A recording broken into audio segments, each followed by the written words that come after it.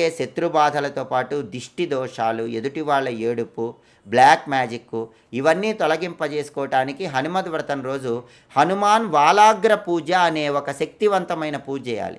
ఈ వాలాగ్ర పూజ చేసేవాళ్ళు మాత్రం ఆంజనేయ స్వామికి సంబంధించిన ఒక ప్రత్యేకమైన ఫోటో ఇంట్లో పెట్టుకోవాలి. ఆ ఫోటో ఏంటంటే ఆంజనేయ స్వామి సంజీవని పర్వతాన్ని మోస్తున్న ఫోటో పూజ గదిలో పెట్టుకోవాలి.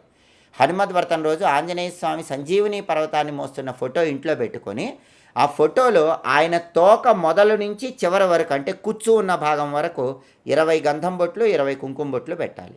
మళ్ళీ తోక చివరి నుంచి తోక మొదల వరకు అంటే కుచ్చు నుంచి మొదల వరకు ఇంకొక 20 గంధం బొట్లు 20 కుంకుమ బొట్లు పెట్టాలి. అంటే తోక మొదల నుంచి చివరి వరకు 20 బొట్లు, తోక చివరి నుంచి మొదల వరకు 20 బొట్లు, మొత్తం 40 గంధం బొట్లు 40 కుంకుమ బొట్లు పెడుతూ ఓం కపీశ్వరాయ నమః అని మనసులో అనుకోవాలి. ఆంజనేయ స్వామికి అరటిపండు ముక్కలు నైవేద్యంగా సమర్పించాలి. దీన్ని హనుమ